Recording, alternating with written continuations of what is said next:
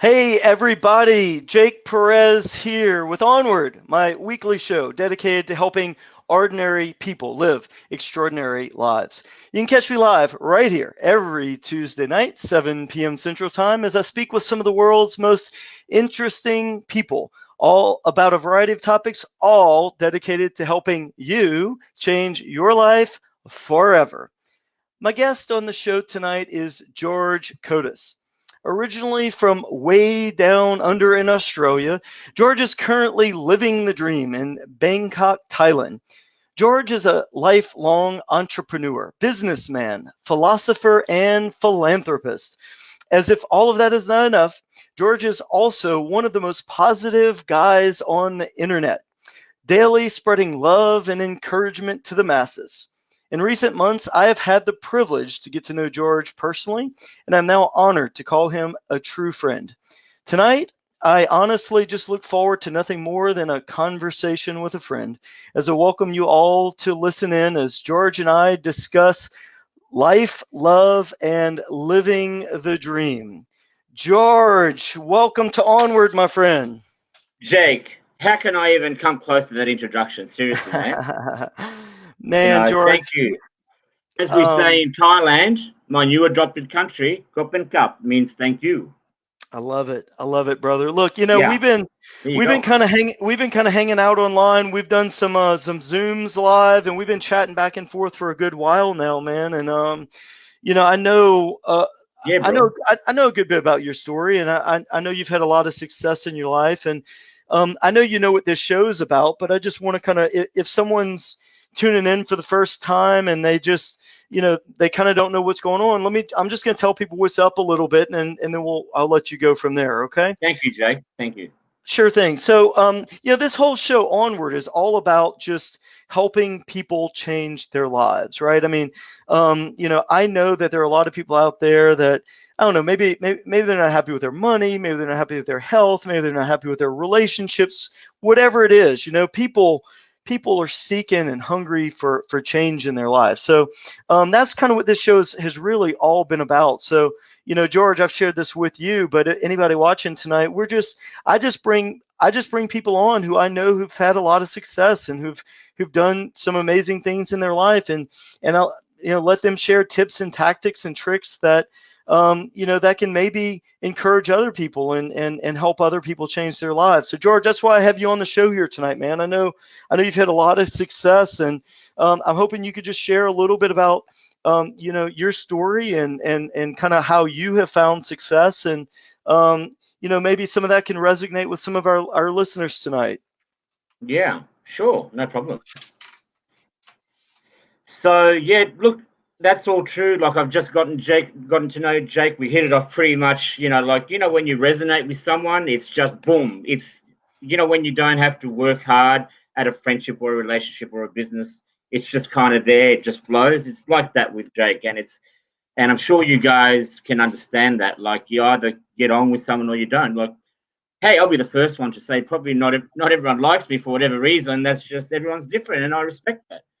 But like, my message is very powerful. It's very unique. It's very true in my heart, in my spirit. I am 52. I've lived an amazing life. Born in Australia, raised up in a very strong Greek family, with good morals and good family ethics and all that stuff. So I have to thank my parents for that. But a famous philosopher who's a friend of my dad's, one day, uh, after he finished cutting his hair, my dad's a barber, right? There's a famous philosopher in Australia, when he was talking about me and praising my family. And he said to my dad, he said, Peter, you have to thank your parents for whatever your children have become, not you. And my father was like, but think about that for a minute, right? Where did my parents learn their stuff from? From their parents, right? So Sure. it's kind of a bit deep there, but you know what I mean. It's just something that came to my head then. But yeah, anyway, getting back to that, you know, I had an amazing life in Australia. was very blessed to be in a beautiful family. We had a great family business in the hairdressing industry, where I was involved on the marketing side, helping establish the business. And that I had some wonderful years there.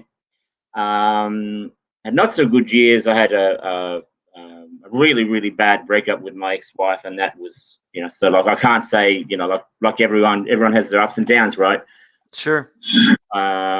It just wasn't the right choice of partners, and that just happens. It's just, you can't go back in the past, but what we can do is learn from stuff. Like I'm the sort of person that, I'm very passionate and can get probably very emotional. That's probably the European blood in me. But when things cool down, I like to analyze things, whether it's a relationship or a business or anything in my life. I like to go in it. I'd like to go near the water. I love water. It's calming.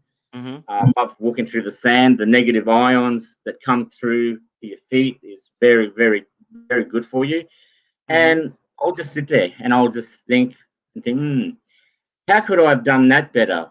There's always two sides of the story, right? Sure, was I at fault? Was I at fault at something? Could I have done something better? So I'll try and leave ego at the door, and try and critique myself so I can be a better version for me for next time, right? Whether it's a business, I haven't made all the right decisions. I've probably made more mistakes than most people. Mm-hmm. But you know what? I just pick myself up and keep going. That's all we can do, Yeah, let me interject real quick there, George, because you brought up a good point. I think that I know that you've had a lot of success. You made a lot of money in brick and mortar businesses, right? Like, yes. In Australia, you would say the hairdressing business. We might call it the beauty industry here in America. I know you've done very well in that industry. You're also doing well online now. Also, one thing you said that really resonated with me is the fact that you highlighted how many mistakes you have made, and one thing I would like for you to talk about is the fact that I from what I understand is that successful people, or people who have found what we determine as to be success, have actually made more mistakes. They've failed more times than what the average person has even tried things in life. Would you agree with that, George? 100%, 1000%, actually. It's true. I see. I do a lot of reading, Jake. We're all humans, and it's natural for us to be lazy. It's natural for us to be absorbed by the environment around us, whether it's the news, the radio, negative people around us, family members, whatever, right? So I really, especially now that I'm building some online businesses online, and I have people that are depending on my knowledge and my inspiration. I have a responsibility to help these people, to serve them, and to be the best version of myself. Okay, sure, I have bad days, like everyone. I'm not perfect. I have my bad days where I turn my phone off. I don't want to talk to anyone, whether it's because I'm missing my son back in Australia. Like, I'm only human. But most of the time, I really make an effort to do a mental workout, and that is 30-30, my 30-30 rule. I read 30 minutes a day in the morning and watch 30 minutes of YouTube inspirational videos. And I don't plan it. I just search, and whatever comes. You know what I mean? Mm-hmm. So I do an hour, and that helps me. Then I go through my affirmations, and I have a vision board. I have that, and I have goals. One thing I can, if people don't understand what a vision board is, it's like you get it like a big sheet of paper, and you put all the stuff that you want to do that you haven't quite get to, whether it's traveling, helping an organization, your dream house, whatever it is that you want to visualize and manifest. When you look at it every day and you say things like, I'm happy and grateful that on this day, have a certain date. On this day, say example, on the 1st of January 2021, I'll be living in my dream home, or I'll be 20 pounds lighter, but you need to have that written down. They say there's a lot of power in writing things down. And you know, and what you feed your brain determines your self-talk, and your self-talk determines the quality of your life, right? Because whatever you're thinking, that inner voice, it's coming out verbally. So you know how you can say the same thing, but you get a different response? Sure. Like if you want to introduce someone to a business, example, an opportunity online, and you're on the phone to them and you say, hey, Jake, you know, I've got this, you know, program, and it's kind of cool, and I think, you know, I mean, seriously, like, are you ever going to take me seriously if I don't believe in what I'm doing? How you can believe in what I'm even showing you? But if I say, hey, Jake, you know what? I found this amazing business. Look, it may or may not be for you, but it's just amazing. I really need you to check it out. Can you just check it out for me and tell me what you think? Yeah. You know, I really value your opinion. Like, it's how you say things and how it comes out from inside that makes a difference, right? Sure. I mean, and to some degree, you're talking about confidence. And I've heard someone say that, you know, I'm an educator. I've been in education for a long time, but I do believe that confidence in terms of success in business is far more important than maybe even education or knowledge, right?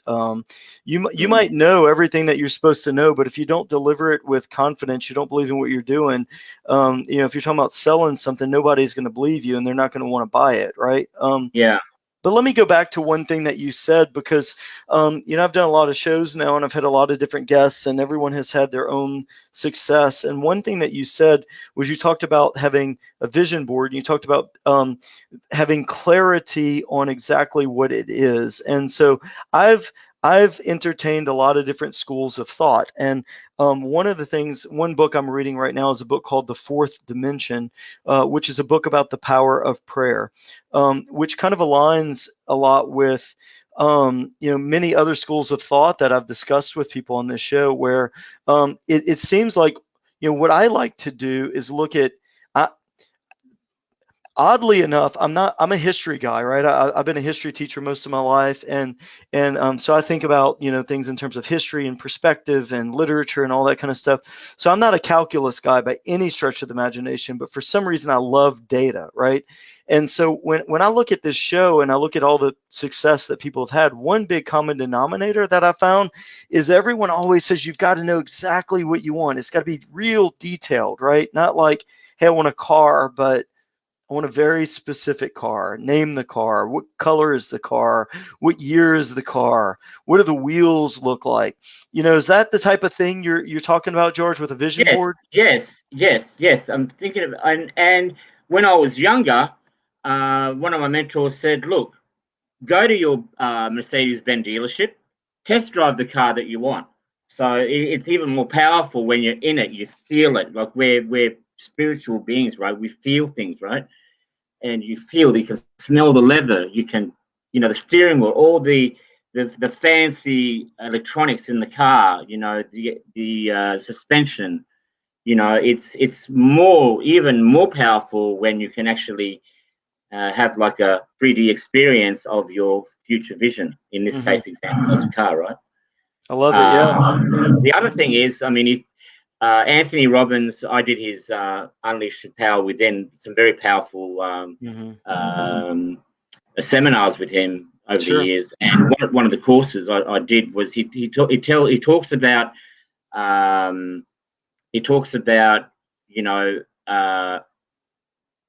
whatever industry you're in, find out who's the best in that industry.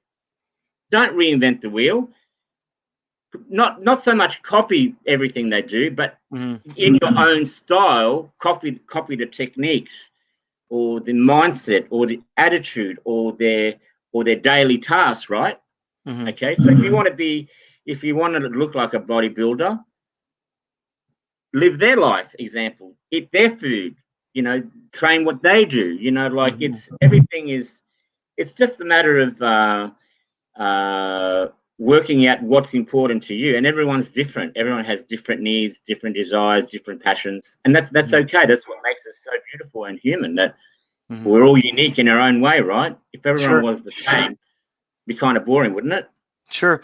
And the other thing I wanted to sorry, Jack, the other thing I wanted to quickly say is, if everything was easy, we wouldn't appreciate it, right? So let's look at challenges as like a fun thing. Okay, like I'm not at that at that place where I want to be yet. Mm-hmm. But look at it as a fun thing. If it wasn't challenging, you'd be like, oh, whatever, I did that. Mm-hmm. Mm-hmm. But at least when it's a challenge and you fight for it and you keep moving forward with it, at least when you get to where you want to get, you're going to be like, wow, I did that. You pat yourself on the back and move forward to the next goal. Life is an adventure. It's not, it's not never is a destination. Right. You know what I mean? Yeah. So to follow up what you're saying about Tony Robbins, basically success, I've heard it said success leaves footprints, right?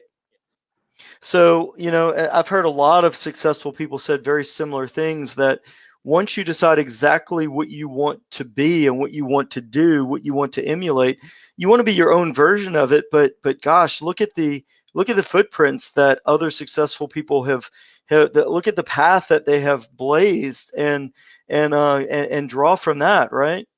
Exactly right. And the thing is, we're all human. Everyone had a start. I saw this amazing post the other day. This guy had put 6 separate pictures on one page, and it had Google, it had Disneyland, it had Apple, and it was really interesting, right? It was the photo of their shed, or where they started in the humble ways, right? In other words, saying like even the top companies in the world had some humble beginnings.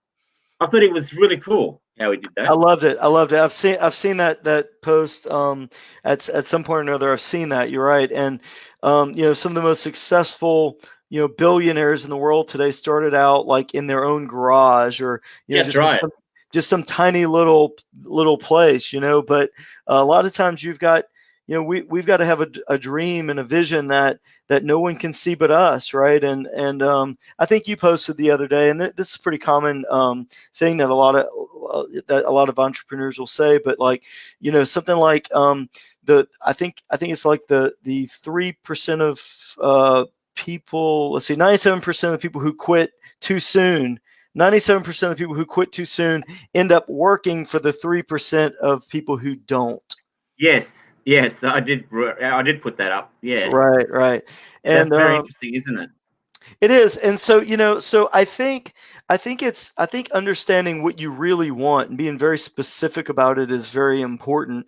But then there's the component of work, right? And there's also the component of massive action. And from what I know about you, George, you're the type of guy who's taken some massive action in your life. Is that a part of how you've gotten to be as successful as you are? Yeah, I guess probably my biggest challenge and my biggest strength is I probably take too much.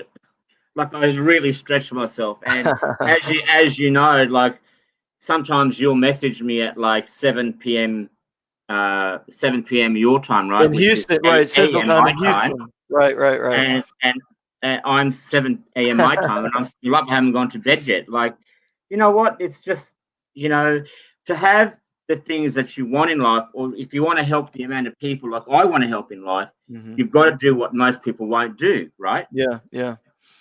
So, let me go back to the origins, the beginning. I know your father was a barber, and you kind of mentioned that on the show. And I'm gonna plug your dad from real quick. You've you shared with me personally how instrumental your father was in your life, into shaping you into the man that you are today. And there was just a biography, right? That was your dad's biography was just published. Yes. It's available out on Amazon right now. Is that correct? It is actually. It's look, probably am biased, but honestly, from reading the book, I thought he was amazing. His brother actually wrote it. His brother's very famous author in Greece, and Dad flew his brother over from Greece, and they used to sit down every day in the morning over coffee, and it was so beautiful seeing them sitting down together, total opposite men. Like my dad's come from the school of hard knocks. Everything he's made in life, he's made with his 2 hands. Sure. And my uncle is a professor. He was an advisor to the education department of Greece, put together the primary school curriculum. So he's very, very intelligent and, very well respected. But my dad also is, but in a different way, right? So it was interesting to see these guys coming together. And my dad's a very proud man. and he's very raw, old school Greek European man. And my uncle is the only one that can tell him to shut up, and my dad will actually don't say anything. Just like, okay. I've Sure. never seen anyone ever humble my dad like that, but they've had a lot of respect for each other, and it was beautiful seeing them. It took about a year because my uncle went back and then he wrote it, like he did a rough draft, and it took him 6 months. Mm-hmm. And then, like, what I'm trying to say is they didn't cut any corners with it. They went, like, did it really professionally. My uncle even hired another guy to read it over it, to make sure it was worded correctly and it flowed nicely, the story. And then we found a university professor in Melbourne, in Australia, this wonderful lady who has a master's degree in languages, Greek and English. Huh. So she's very well educated in both languages. Mm-hmm. And have a listen to this, Jake. It took her 12 months to translate this book literally. That's how my uncle used some amazing words Mm-hmm. to describe the story. Sure. And my dad told her, look, I don't want to lose any because you can lose in translation, right? Sure, of course. He wanted it to be literal, exactly from Greek to English. Mm-hmm. So it took 12 months for her to translate it. Can you believe that? I love it. I'm going to drop the link to that book here in the comments a little bit later, but if you could tell us, what is the name of the book, George? It's called, sorry, you got me on the man they call Zorba. The man Zorba. Man called Zorba, yeah. Man called Zorba, okay. Man called Zorba, yeah. I love it. And so was that like a nickname, a kind of thing that your dad went by? Yeah. Because he's migrated from Greek, and the name of his barber shop, then later on his salons, were Zorba, called Zorba Hair Fashions. Got it. I love it. Kind of that name could have stuck with him. So a lot of people don't actually know his first name, but if they say, "Oh, do you know Zorba?" Oh, yeah, like they know him. Got it. I love it. So anyway, a couple of things. One, I look forward to reading that book. I love reading. You and I share that in common, and I look forward to reading a lot more about your father and your family. As I get to know you a little bit more as I read this interesting story. But let's go back to those early days. I know at one point your dad was a barber and he had one shop, and you kind of came in and you had a vision for more than that. Is that right? Yeah, that's right. Well, I started off as a young boy, like when I was on my holidays or even on Saturday mornings, as a 12-year-old kid, I would look forward to going, Saturday morning, going to the shop with Dad. Back in those days, in Australia, the trading hours were very strict. On Saturday morning, it was like from 8 a.m.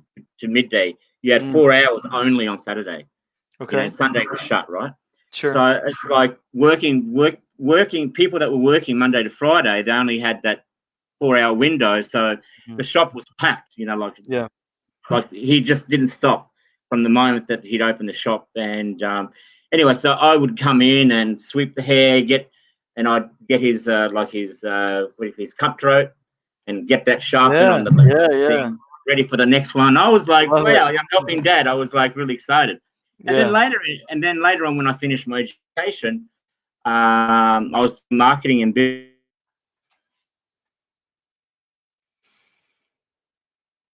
I think we're cutting out there. We're talking to George Kotis right now. George is You there? Oh, George, you're back. Yeah, you cut out just for a second there. Sorry. I was just reminding everybody of what we're talking about. But you're back, man. So you were anyway, so I was studying marketing and business part-time. I did that for 6 years at night times, and through the daytime I was working in the family business. But in 1999, what happened? So we only ever had 2 shops up until 1999. We had an opposing, like a competition company, wanting to come into the shopping centre that we were in. But Dad had he had a clause in his lease saying that he could also put a bid in for another shop if an opposing salon was coming in from somewhere else, right? So he asked me, said, "Son, look, we've got this company. They're like more of a no frills, cheaper line, no appointment necessary, kind of." And 80% of their business was selling hair products, and they had a little bit of a little area in the back with some seats. So he asked me to come up with a concept that would counteract and kick him, and ask for winter bid, right, as a defense mechanism to kick him out of the shopping center, not to come into the shopping center. So I came up with the concept of called price cutters. So what I did was, with the logo, I did the price and the cutters with scissors going in between the two words. Okay. So, in other words, I mean, it's pretty obvious, right? Price cutters. It's like a discount, So I studied colors. I had colors that would resonate with people, on budgets, like students, pensioners, old age people, struggling families, colors. And then I studied things like ergonomics, like how can I make the shops flow to make it more user friendly. So I came up with a very original concept whereby we had two entrances. If you wanted to buy some hair products, you could go on the left, walk through, and then meet in the middle in the counter, right, and buy your product. If you wanted your haircut, you could come in the right door and, make your booking. So that way that, clients didn't have to kind of push through the products to get to the hairdressing side, you know what I mean? It was a little bit more user friendly. And I knew that, in business, you only really have 6 to 8 seconds to grab someone's attention as they're walking past the shop, in a shopping center. So obviously the lighting has to be good. Your front presentation has to stand out, right? So I really recognize the importance of doing everything you can to get the person turn their head and to, have a look. Oh, what's this? And have a look. You know what I mean? So signage, very visible, colorful, bright. Even we had some music in the front. So, so you could, people that resonate more with auditory, they could, tune in and have a look. So, yeah, we did very well.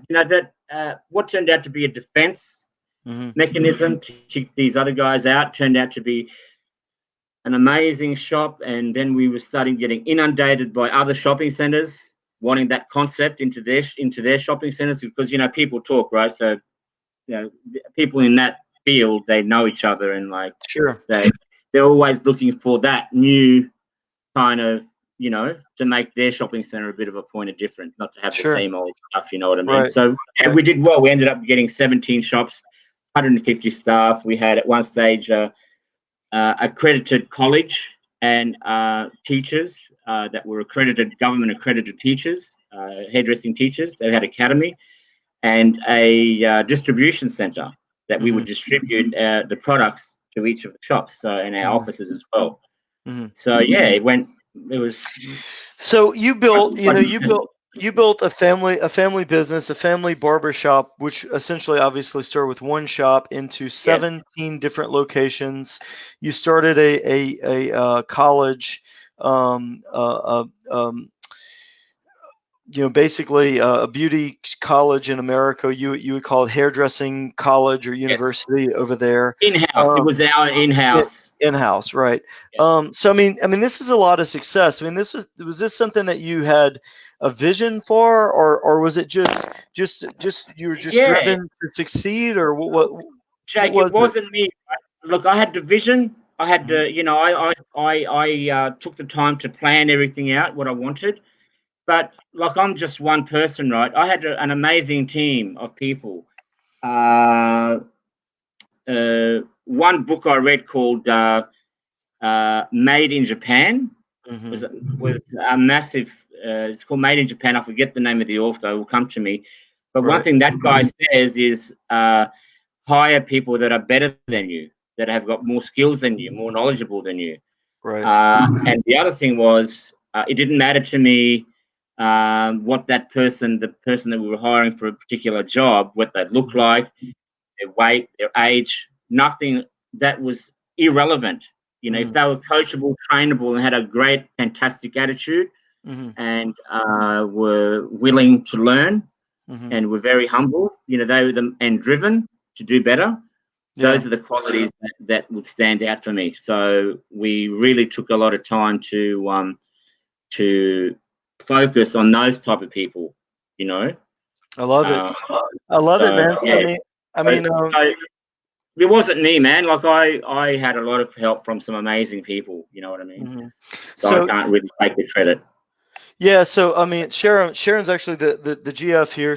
She's jumping on. She says, you're talking about building an empire, man, and that's really what you did, George. You built an empire, right? I mean, not just for the hair industry and whatnot, but I mean, you've built the foundation for an amazing life, right? I mean, um, you're still working with that to some degree, but you're doing other things right now. And one of the things that I love that you've done with what you've done in your life is you've shared a little bit about this with me, is that you become really a philanthropist, right? Oh man. And so you took a lot of success that you had in your life, right? In your early days, you had drive and you had vision, and you wanted to do well, and you were just blessed. Your hard work paid off, and you're tremendously blessed.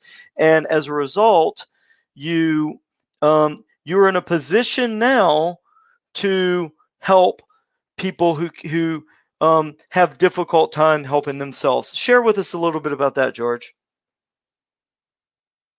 So I just get a bit emotional when I think about it. Like when I walk out of here, when I go down the street, even to the local 7-Eleven, or like the things that I see, it just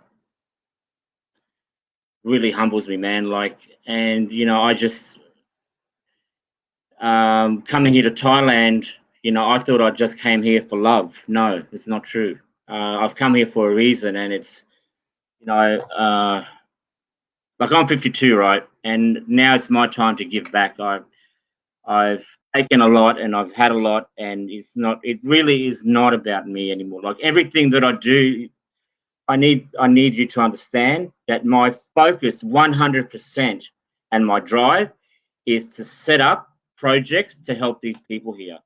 One of the projects that I'm looking at the moment is a rice farm, 10 acres or 10 hectares. I don't know what it is in America. We say acres. I'm looking at some property near my wife's village, which is 700 kilometers, I think about 400 miles northeast of here, Bangkok. Mm-hmm. And looking at setting up a rice farm where people, because of COVID, 8.7 million people have lost their jobs here. Mm-hmm. And there's no government handouts here. You know what I mean? Everyone's just got to do whatever it takes to put food on the table. So I thought, you know what? If I can just contribute a little bit and create this rice farm, because they eat rice here with every meal, right? So it's a big part of their diet. Sure. Where people can just come, take what they want for their family, and come home. So they never ever go without food. I love that. That's one thing that I'm working on at the moment, and put that into practice first, and then move on from there. So, that's so beautiful. So I'm working very hard on my online projects, whereby I will be donating 90% of my income back into these projects. That's my 24-month goal. Well, actually, not 24 months. What I'm talking about, Christmas 2021 is my target date to have this first farm. There's a lot of logistics, a lot of stuff that I need to do. It's not as easy as just here's the money. I've got to get through different government departments, get things approved, put infrastructure in place, water systems. There's a lot of behind the scenes stuff that I have to do first before it actually comes to fruition. But I'll keep everyone posted. I'll keep you posted on my progress. If anyone out there has done something similar or has done some projects to do with infrastructure, I'd be more than happy to take advice or some assistance, of any kind. I will be putting together a donation page later on, whereby if people feel and they can feel what I'm doing is a good thing for the people here, they can, donate, and I will be 1,000% crystal clear with everything that goes out. I want to make it visible to the public. Hey, these funds went to this today. These went to, so. Right. You know what I mean? Like I want to be totally 1,000% transparent to everyone, just so they can see that the money is going to the right places. Sure. George, I love this so much, and I know our listeners love that as well. And you and I have talked about your success, and you told me you live the Lambo lifestyle and all that stuff. And we're both kind of in the online entrepreneur world a little bit. And you do see those guys out there, and they got the Lambos and the big houses, and all that kind of stuff. And not to say there's anything wrong with that, but man, at the end of the day, like, is there anything better than having success and being able to bless other people because of your success? I just think that's the best reason in the world to be successful, my brother. Yeah. Thank you, Jake. Thank you so much. I really do. So we're talking about, what you're talking about is a project of sustainability, really, like in Thailand, right? You're talking about a population of people who is struggling, right? I mean, I don't think people understand the problem of hunger maybe in the world. We have it to some degree in the United States. I read a book once called A Place at the Table that talked about the issue of hunger in America. And gosh, if we have hunger in America, there's certainly hunger in nations like Thailand. Is that right? Yes.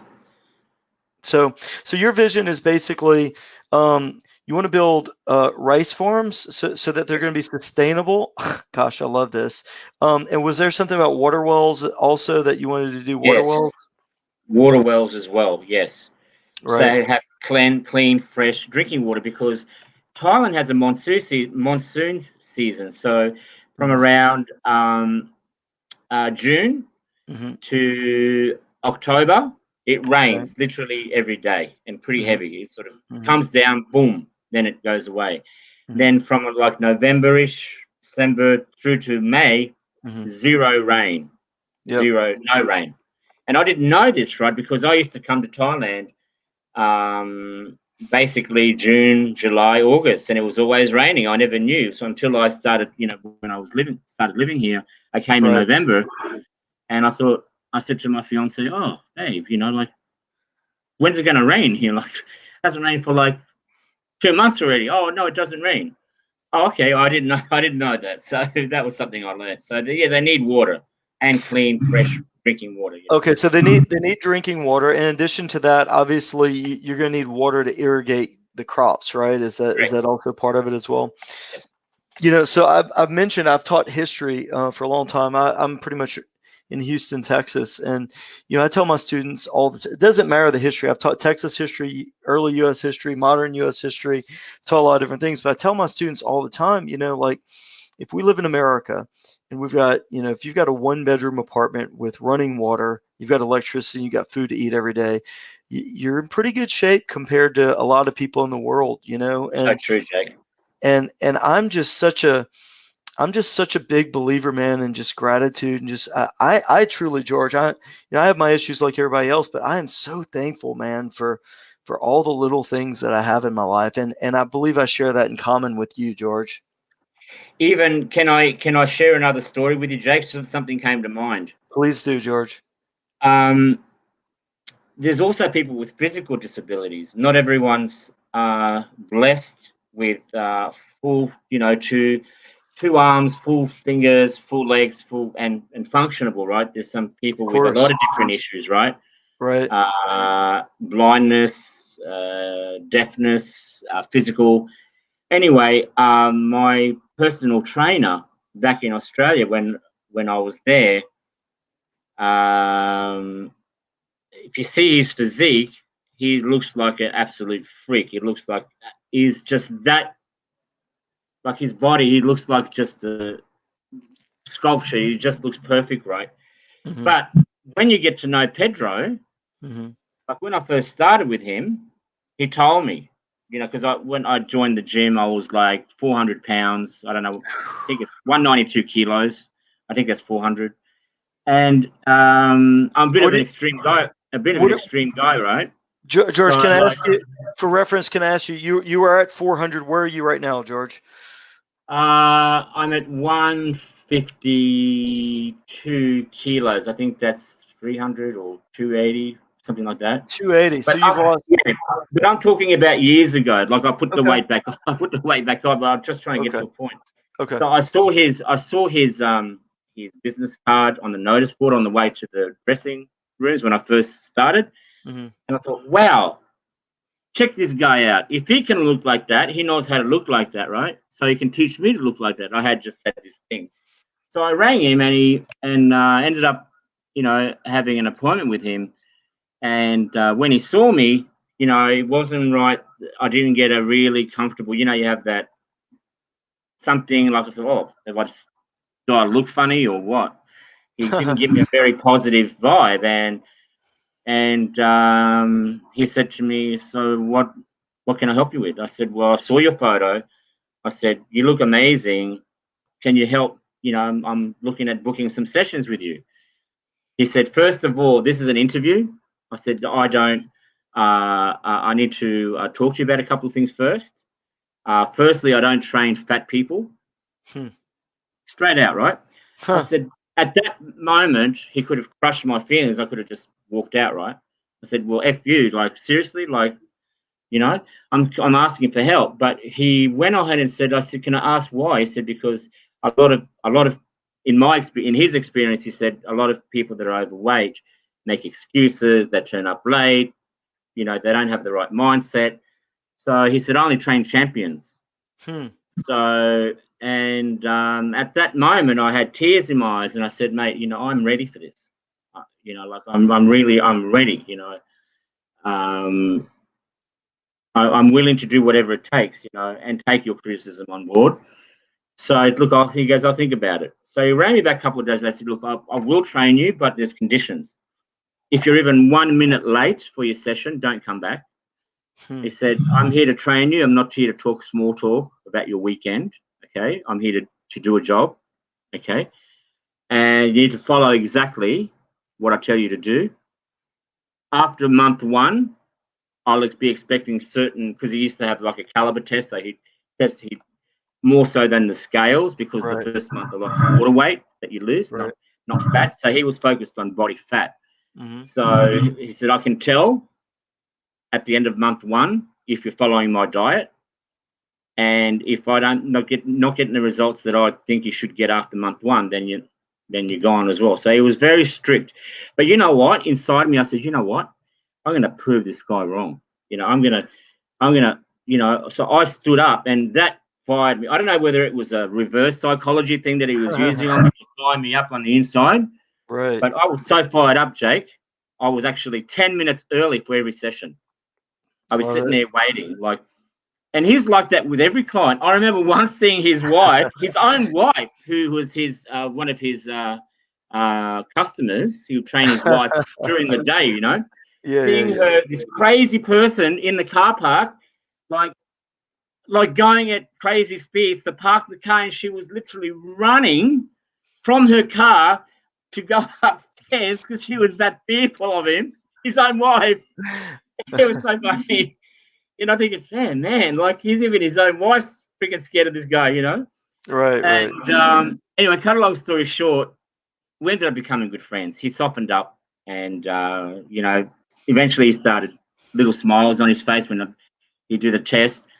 And then one day, he never told me anything about him. I never knew anything about him, right? And then one day, I noticed. I said, bro, can I ask you a question? I said, I never see you eating. Like, what's going on? Like, and he never said anything to me. And then one day, I was having a bad day, and I was craving sugar, and I was craving, and I said to him, and I texted him. I said, "Oh man, like, I just need to eat this, and I need to do this," and like I was having a bit of a, whining, a bit of a whinge.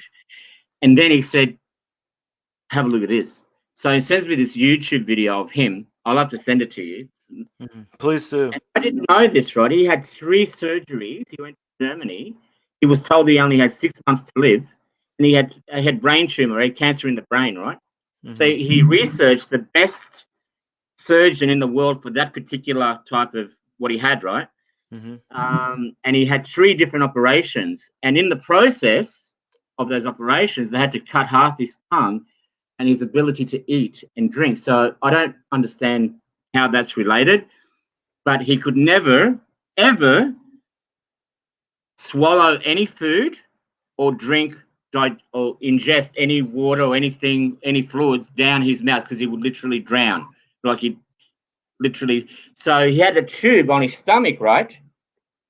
Had this little thing, and he attached, this little thing, and he would attach a tube to his stomach, and then he would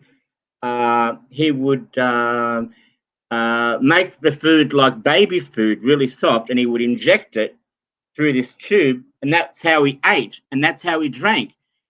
And then after I saw that, I thought, it just made me think, like, man, I think I was like, I had all these issues and that, like, this guy can't even go to dinner anymore. He can't even have a drink anymore. I saw him once, injecting, like, he was at Starbucks and I was having a coffee, and he was under the table secretly putting water in his system so people couldn't see him, so they'd probably think he's a freak or something. And that, I mean, I just started crying. It was like, so there's always someone worse off than us, man, even at a physical level. So let's just appreciate our health. Yeah. Let's all just be happy and grateful that those of us that do have a healthy body, just be grateful that you have that. There's people that, and I said to him, man, like, he could have easily felt sorry for himself and just rolled back into bed and thought, you know what, my life is over. Like, I can't eat. People love eating. It's one of the pleasures of life, or drinking, or whatever, or with friends. It's social. You can never do that. And he says, you know what, George, there's someone out there worse off than me. That's his attitude. So I just wanted to share that with people, because that touched my heart back then, and I never forgot that, and even though it's been a couple of years since I've seen him, this is a true story, whenever I'm struggling with something, like it's a really hot day here and I'm sweating and I'm like, I need to go further, his vision, I see him in the back of my head. Come on, George. Come on, G. You got this, man. And his voice is always there in the back of my mind, always. When I'm in hardship, I bring him up and I get through. George, I love that. I love that story. Thank you for sharing. And it really just brings to mind, the word that brings to mind is just perspective, right? I mean, we all make choices. No, I love you, brother, and I appreciate you sharing. I appreciate your heart, and I know how much life means to you, and that's really why I brought you on the show. I kind of titled the show "Living the Dream," and that's not the Lambo life at all. That's living. If you're alive and you can walk and you can breathe and you have people in your life that love you and you can love other people. I mean, isn't that really what it's about, George? I mean, isn't that what really living the dream is all about? That's all it's about. And if you put into perspective,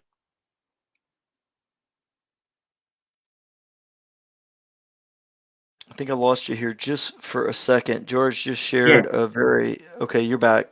I'm back. So, like, I'm 52, right? Let's just be really frank here, like, honest. I'm 52. They say that I was talking to this insurance guy who was an expert in insurance to write insurances out, and he told me that in the Western world, like in UK, US, Canada, Australia, the average male lifespan is, if you can get to 82, then you're in the 20%. Most men die before 82. 82 seems to be that number, right? It's not my statistics. He told me that. He shared that, right? I'm writing out the insurance policies, right? Yeah. So, like, I'm 52, right? So what? Have I got 30 years left? I'm lucky. Mate, it's not really that long, is it? It's not that long, man. So you know what? After I turned 50, it changed my. Like, I'm thinking, where the hell did the years go? Man, I'm 52. I can't even believe it. Like, I feel like I'm 22. I feel in my heart I'm young. I don't feel that I'm actually my biological age.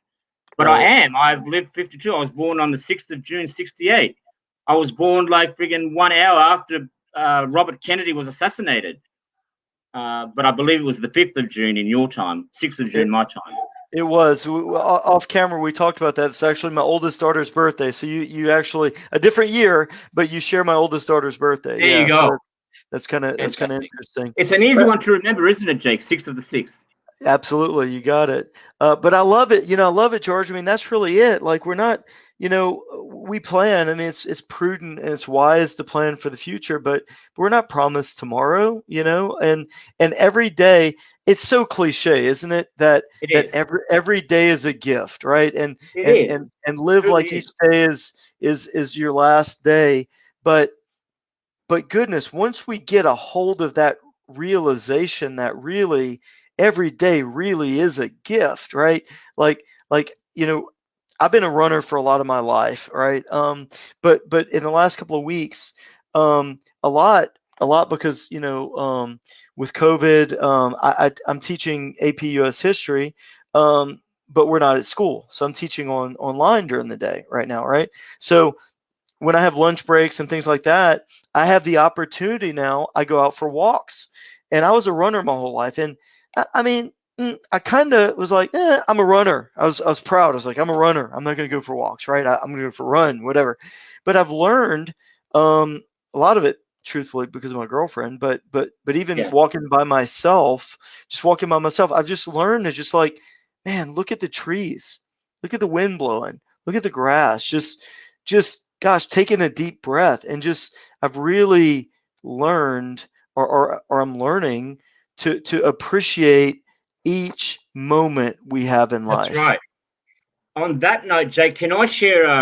I want to share on that subject. Can I share something that I posted last week on September 11 day? Can I just? It's just Absolutely, please do. to read Absolutely. this out to the listeners because it's very powerful. It's to do exactly what we're talking about. Sure.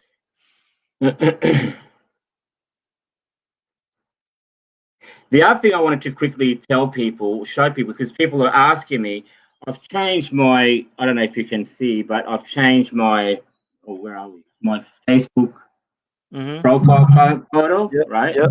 Yep. Where am I here? Over there. Yeah. Yeah. I think back to your right a little bit. There you Now, go. now, what I've done is that's a vision of what I'd look like. It's not me now. But the reason why I did it wasn't to deceive anyone, but it's for me personally. I'm striving to be that George. So it empowers me every day when I turn on Facebook, boom, you know. So I'm sorry if I offended anyone or misled.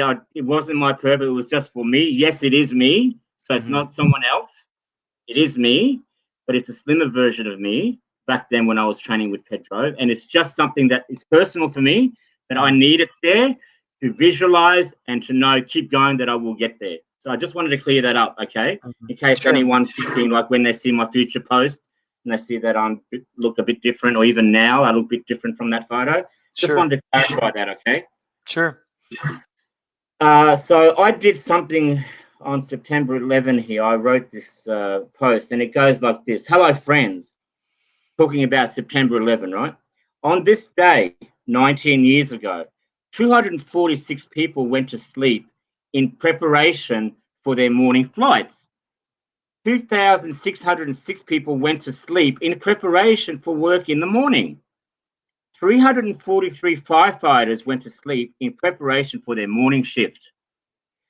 60 police officers went to sleep in preparation for morning patrol.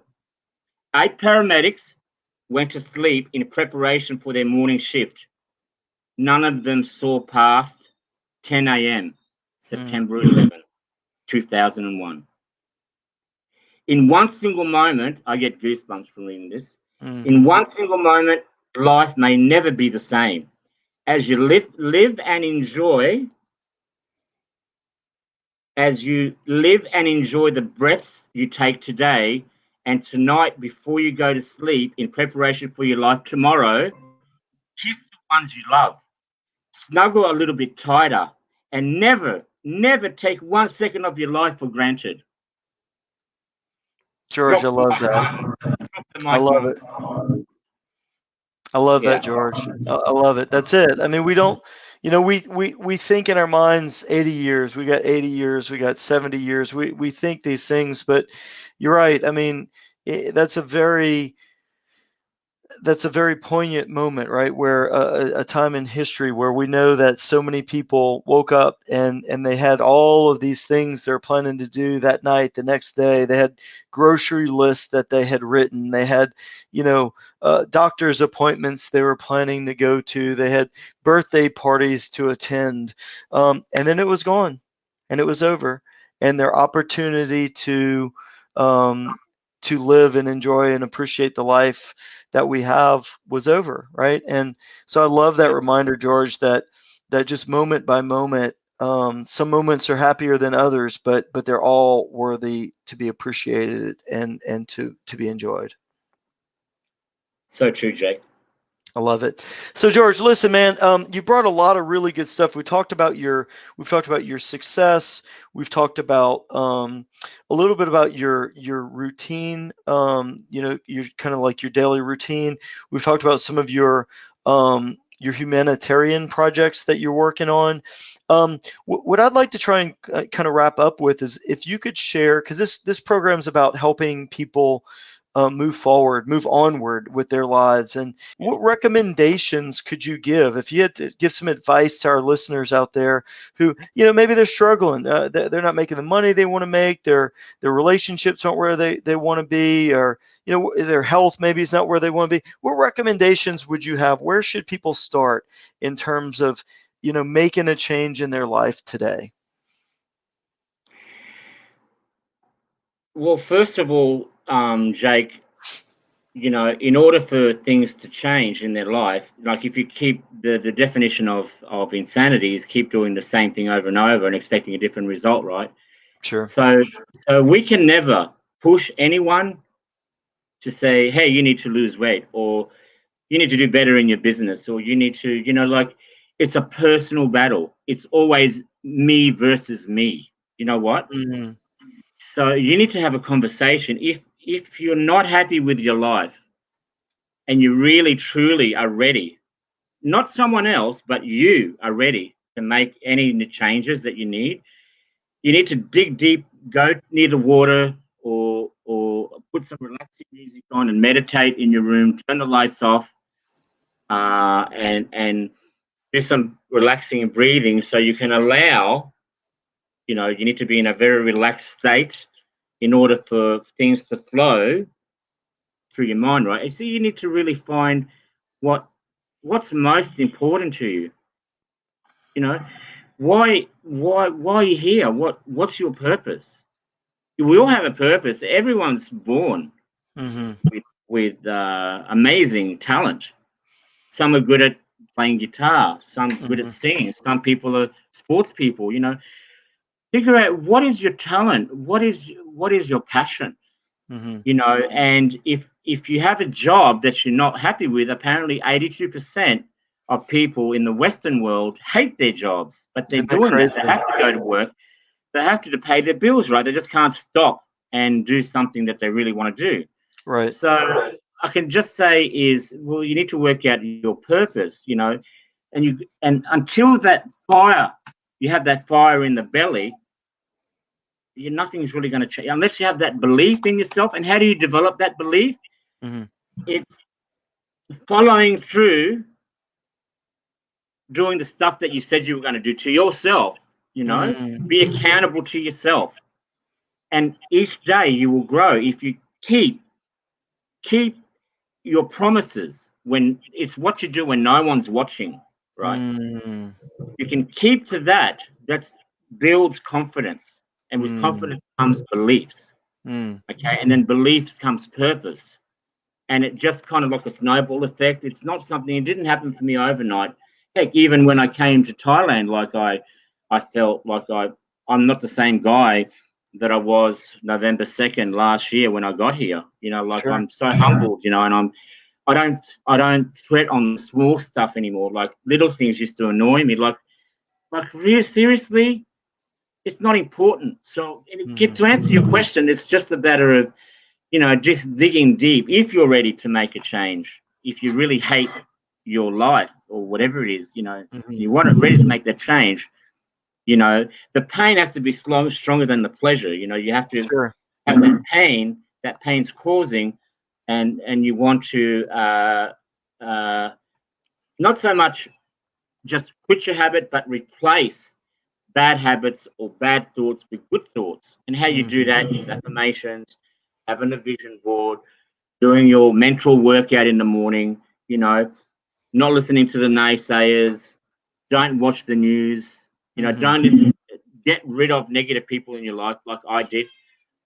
I blocked 160 people on my Facebook when I took Facebook seriously to engage with people.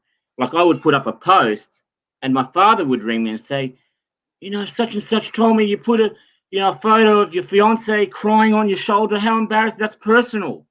Why are you showing that? So like I would put up a post and something would get back to him and he would like, so I just went boom. I just got rid of everyone. I said, you know what? You know, you're not helping me in any way. So I'm sorry.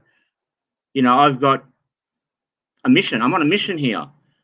You know, I don't want to be dragged back with people that don't share my vision. And that's okay if they don't want to share the vision, but don't get in my way. You know, I'm on a mission to help other people. Right. I don't want to be dragged down by anyone, even my own family. I love it, George. And, you know, I think sometimes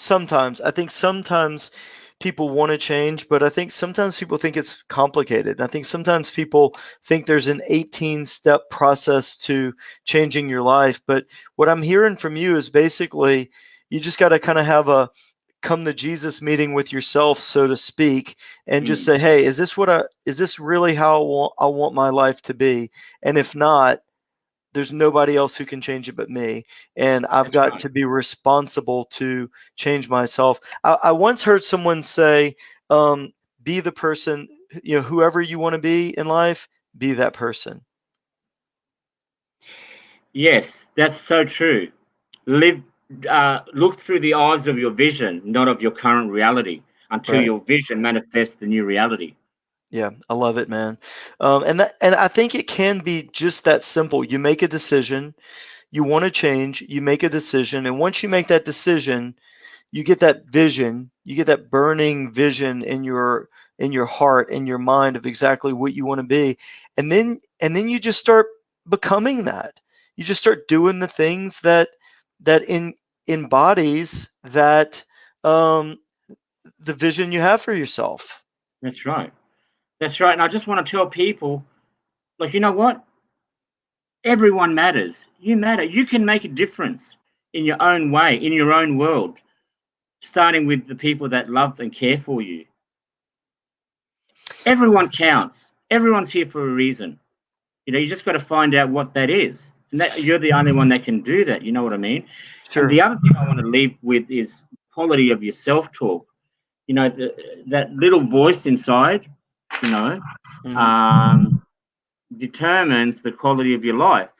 You know, the quality of your self-talk determines. So what you're saying to yourself, your little voice, it's coming out. You know, it's coming out with words, how you say things. So the way to change that is you need to take the old, you know, that's a lie. You don't listen to that. That's not true about yourself. You need to take that tape out and reprogram, put a new tape in.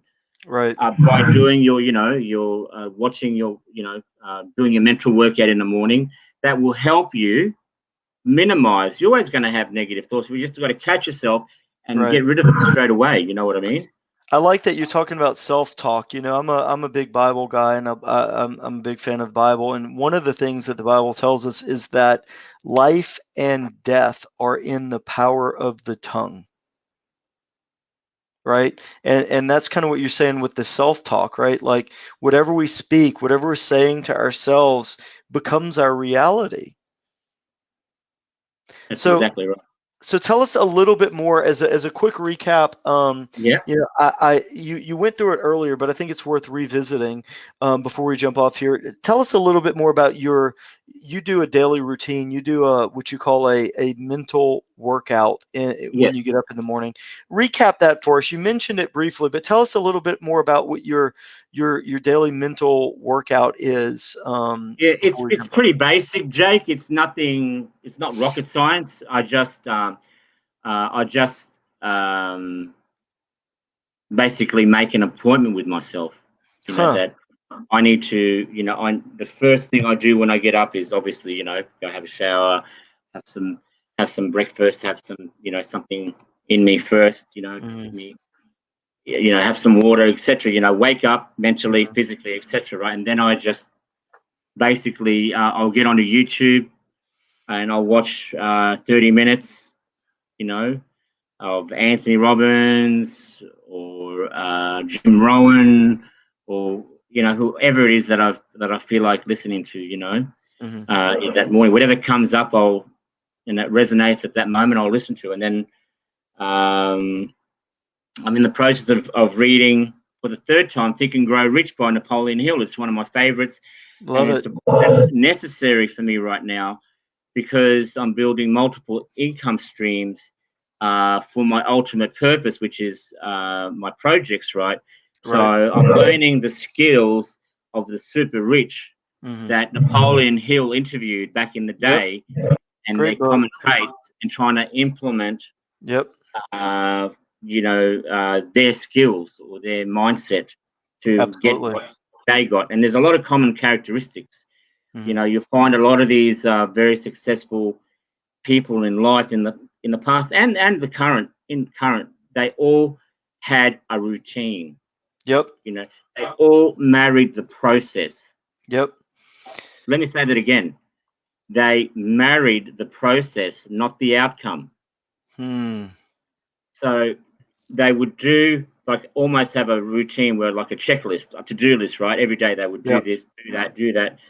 And they would follow that. And example, my dad, right? I know that if I called him at 7:20 a.m. Brisbane time in Australia, he's walking.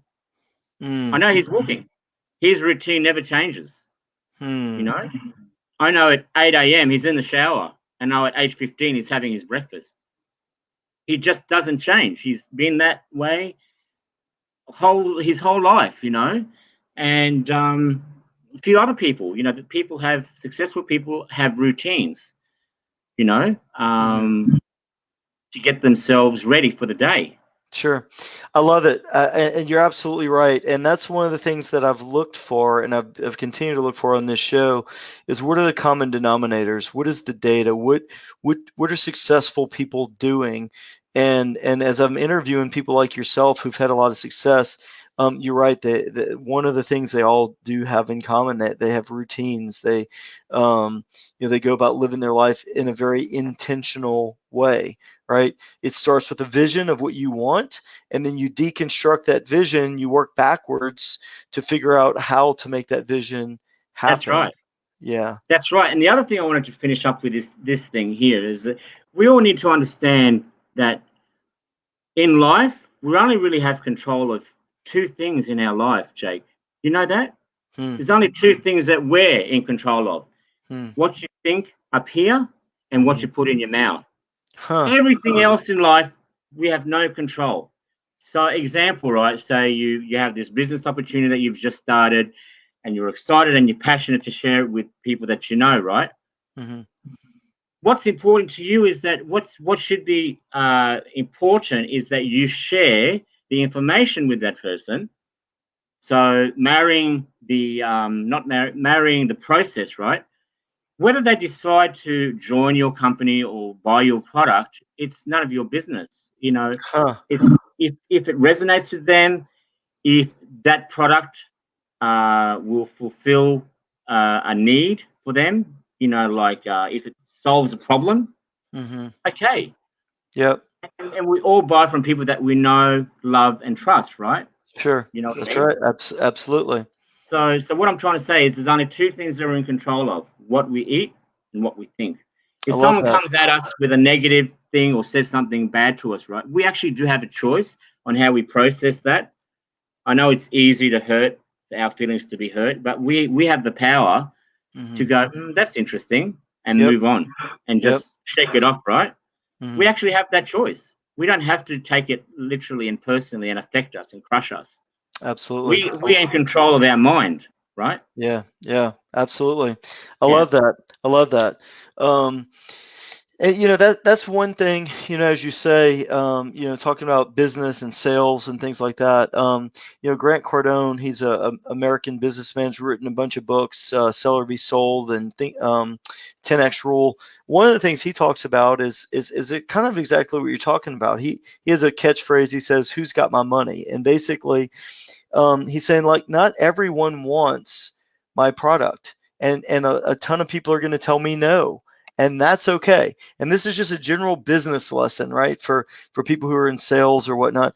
A lot of people aren't going to want your product, and it doesn't matter if those people don't want your product. Whatever you're selling, if you believe in the product, you need to go find those people who resonate with that product.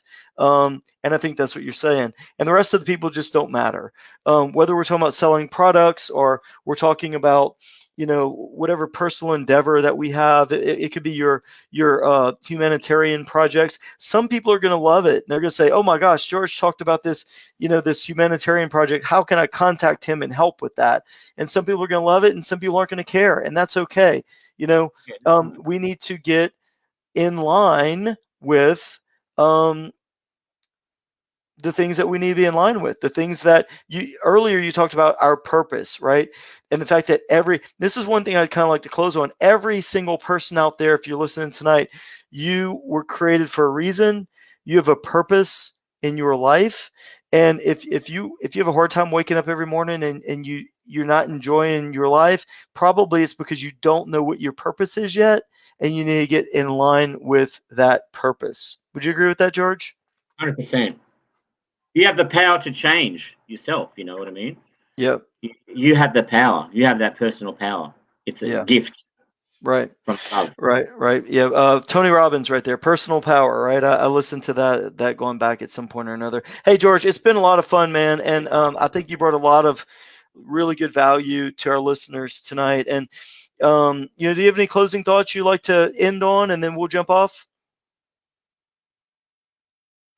Don't let anyone tell you can't do anything that you want. Just, I never hear, like Arnie says, something that I got from him. He never hears, "I can't do." He always hears, "I can do." Mm-hmm. And prove the naysayers wrong. And procrastination is the mother of failure. So if you've been putting off something because for whatever reason, if it's important to you and you've been putting it off, then make that change, and you'll feel better about yourself that you've taken action. But having all the knowledge in the world means nothing unless you execute that action, that knowledge, and put it into action. You know what I mean? Like, I know some of the smartest people in the world that have all this knowledge but never executed an action plan to fulfill the things that they want to do in their life, for whatever reason that is. That's a really good point. And one thing I kind of want to leave off here with is, look, if you want to change your life, if you're listening to this tonight, you're listening to the replay, whatever it is, and you want to change your life, next week is not the right time. Tomorrow's not, start now. Start now. Whatever it is, jump, make mistakes. The most successful people in the world have failed at more things than most people have ever tried.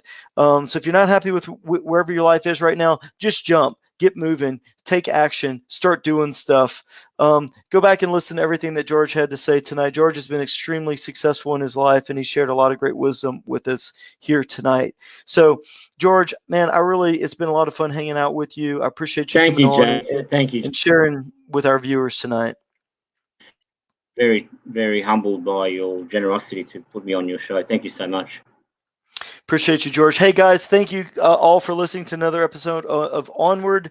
With me, I am Jake Perez. Our guest tonight was George Kotis, visiting us all the way from the other side of the world. It's getting to be I guess it's 8:15 in the morning where he is over there. So, George, it's been fun, my brother, and we'll talk again soon. But to all the rest of you, good night, George. If you just hang out with me for one more second after we jump off, and to the rest of you, thanks for watching another episode of Onward.